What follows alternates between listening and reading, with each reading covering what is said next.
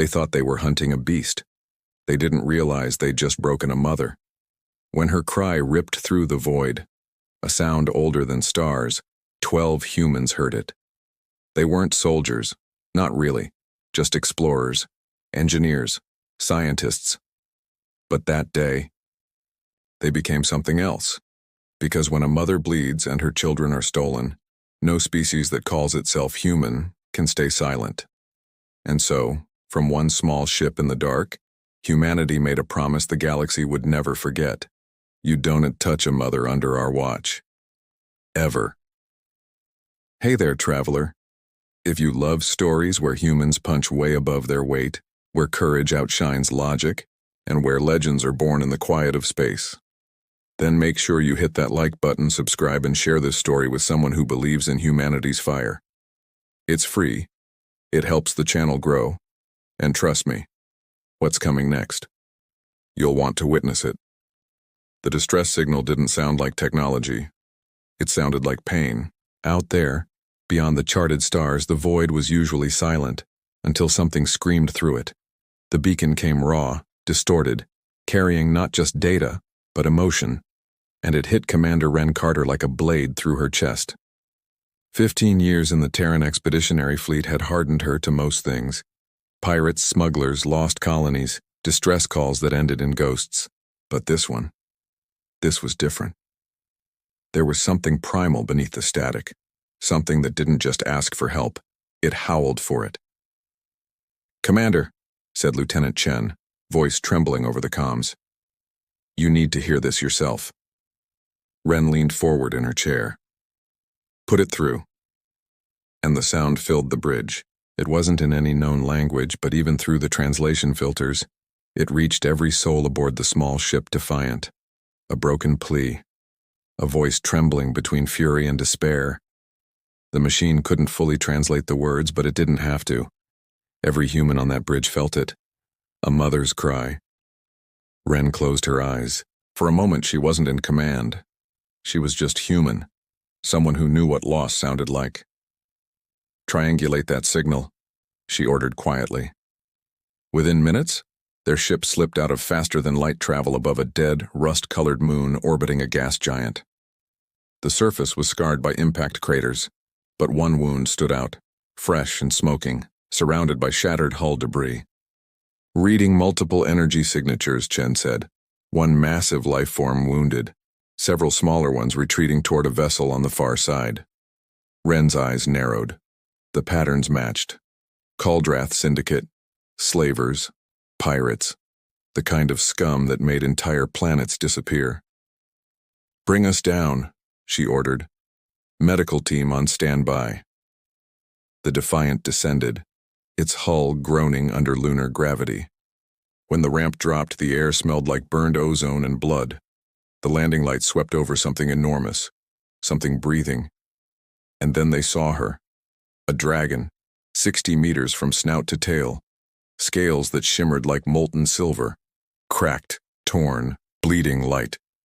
One wing lay in ruins, and across her belly, surgical wounds. Too clean, too deliberate. Dr. Okonkwo, their xenobiologist, whispered. "They took them. Her eggs. They harvested her eggs." Silence. Even the air seemed to hold its breath. Ren stepped forward, her boots sinking into scorched dust.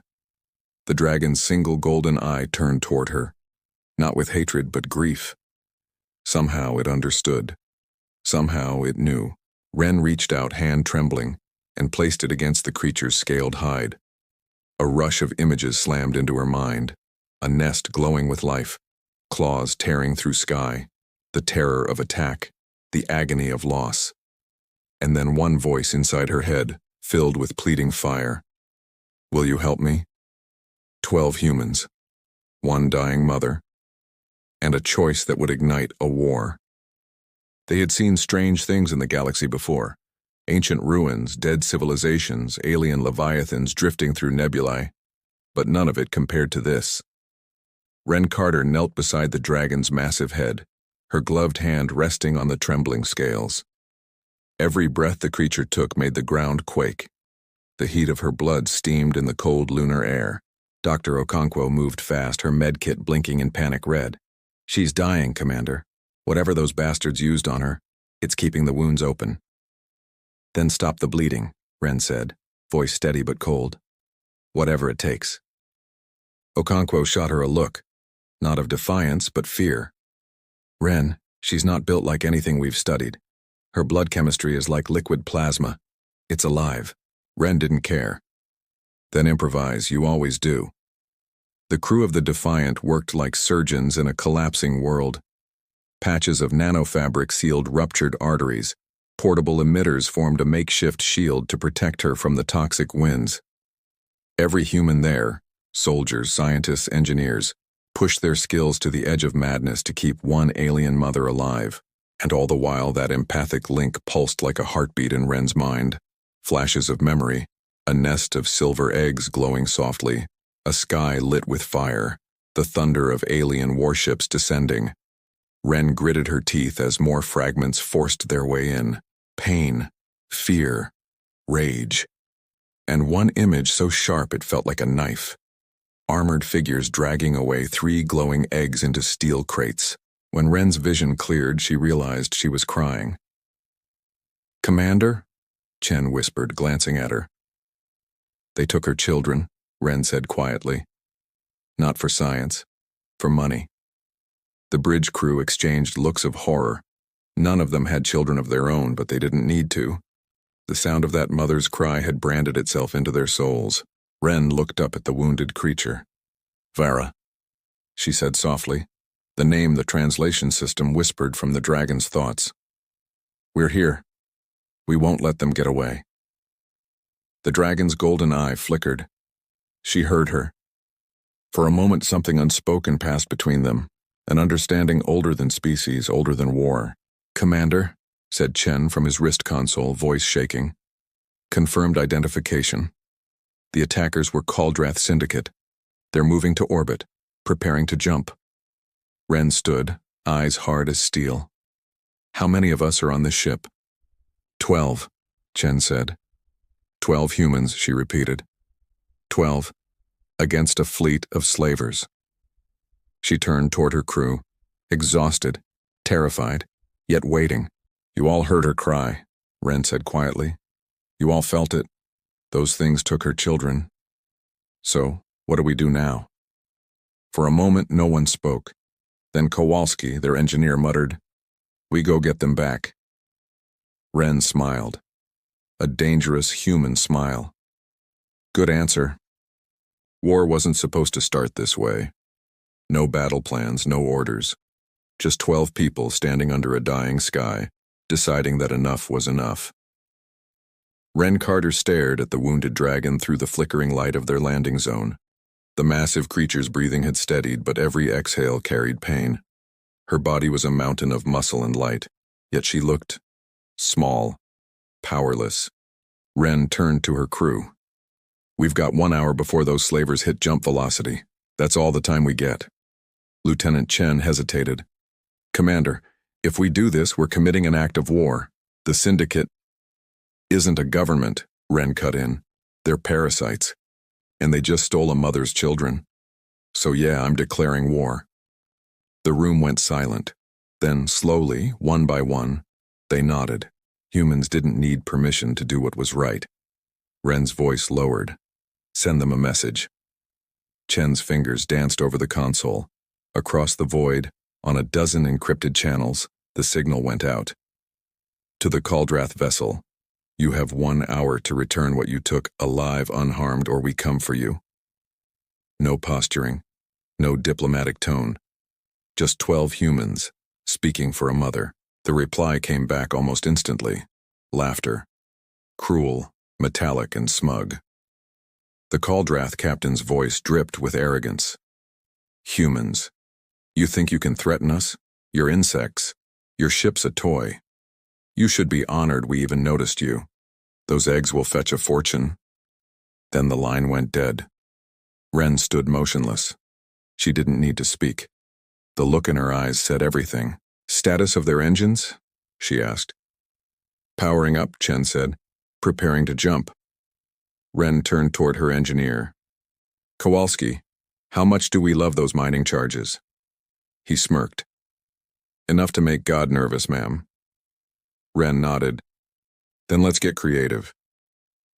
Within minutes, the Defiant's interior came alive. The hum of fusion coils.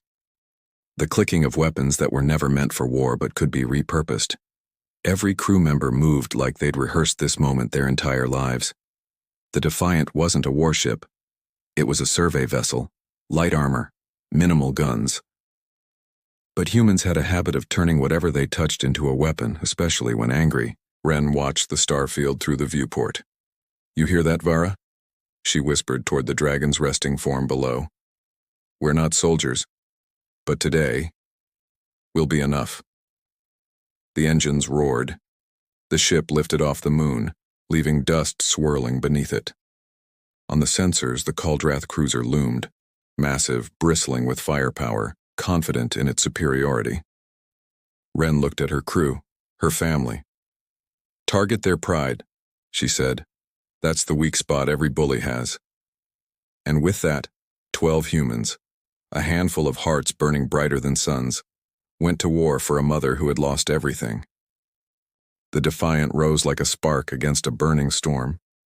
In the distance, the Caldrath cruiser glowed with the arrogance of superiority, a warship 10 times their mass, built to crush fleets, not answer to a single human ship.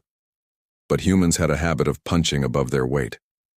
Mining charges ready, Engineer Kowalski reported, sweat glistening on his forehead.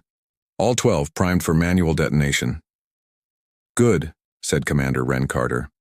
We're not aiming at them. Chen blinked. Ma'am? Ren smiled. We're aiming at the moon. For a second, silence filled the bridge, and then realization dawned. Ren wasn't planning to outgun the Caldrath. She was planning to outthink them. She pulled up the moon's geological scan. Centuries of bombardment had left it unstable, fractured deep below the crust. If they hit the right spots, the whole surface could shift, explode, become a storm of rock and metal. A death trap. Kowalski, Ren ordered. Set the charges along the fault lines. Timers synced to their jump sequence. You're turning a moon into a minefield, Kowalski said, grinning. I like it. The Defiant dove low, engines screaming. They raced across the lunar surface, dropping charges at precise coordinates. Each impact left a plume of dust and a growing hum deep below the ground, the sound of a planet waking up angry. Charges set, Chen called. They're scanning us now. They know we're up to something. Ren smirked. Let them watch. The Caldrath cruiser broadcasted again, mocking laughter echoing through comms. Pathetic. You think rocks will save you? Ren leaned toward the mic. Her voice was calm, almost gentle. No, I think they'll bury you. She gave the order. Detonate. The moon roared. The ground tore open like a wound, geysers of molten rock erupting skyward. Massive fragments, some the size of cities, launched into space, forming a chaotic belt of spinning debris. The Defiant darted between them, weaving through destruction like a predator born in chaos. Chen, keep us alive. Trying, Commander! Every sensor screamed. Every warning light flared red. But the humans didn't back down. They danced through the storm, riding the gravitational waves they'd created. The Caldrath cruiser tried to jump, but their exit vector was blocked by a boulder moving at relativistic speed. The collision lit up the void like a newborn star. The cruiser spun out, crippled, flames spilling from its hull. Ren opened comms again, her tone cold as the void. Return the eggs. Now. No reply at first. Then, static, fear, surrender. 3 stasis pods ejected into space, drifting gently toward the moon's surface. Dr. Okonkwo's voice cracked with relief. Commander, they're intact. Alive. Ren exhaled slowly. Retrieve them. Behind them, the shattered moon bled fire into the void. And 12 humans, reckless, brilliant, unstoppable, watched the galaxy's predators learn what fear felt like. The void was quiet again. But this time it wasn't peace. It was awe. The debris of a shattered moon drifted silently around them, glowing in the light of a distant sun. The Caldrath cruiser, once so proud, limped away in silence, broken, beaten, humbled.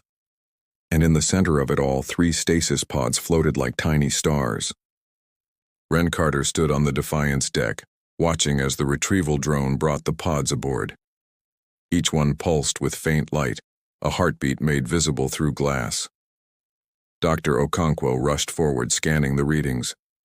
Her voice trembled. "They're alive, Commander. All 3. Life signs stable, embryonic but strong." The crew erupted in relieved laughter, exhaustion breaking into pure emotion. Some cried, some just leaned back and whispered thank yous to the stars. Ren said nothing. She simply stared at those glowing pods, and then, through the viewport, at the massive form lying on the moon below. Vera, the wounded queen. The dragon's eyes flickered open as the Defiant descended again, carrying her children home. Her breathing was ragged, but her gaze was sharp, filled with a kind of ancient recognition. The landing ramp lowered. Steam and dust curled around the crew as they stepped out, carrying the pods like holy relics. Ren led the way. Her steps slowed as she approached Vara's massive head. The dragon's gaze locked on the pods, and then on the humans holding them. Ren knelt. "They're safe," she said softly. "All 3. They're yours." Okonkwo placed the pods gently beside Vara's body. The dragon let out a sound, a deep, resonant vibration that wasn't just heard but felt through every atom of the air. It was gratitude. It was love. It was something beyond words. Then, connection. A pulse of light, invisible yet unmistakable, flowed through Ren's mind. Vera's thoughts came like whispers wrapped in thunder. "You are young," the dragon said. "Your kind walks among the stars for barely a breath. Yet you fought for me, for what was not yours." Ren swallowed hard. Why had they done it? Why risk everything? Her answer was simple. Because mothers shouldn't lose their children. Because cruelty shouldn't win. For a moment, silence stretched between them. And then Vara's thoughts filled her mind again, warm and trembling with emotion. 12 humans, she whispered. You are few, but the galaxy should fear what you will become when there are billions. The crew stood there, tiny against a wounded god, as the eggs began to glow brighter, reacting to their mother's presence. Ren turned away, her eyes wet, her heart heavier and lighter all at once. "Let's go home," she said quietly. Behind them, a dragon mother cradled her children, and somewhere in that sacred silence, a legend was born. The Defiant drifted in silence, its hull scarred and blackened from battle. Inside, the crew sat in the dim light of the bridge, quiet, not from fear, but reflection.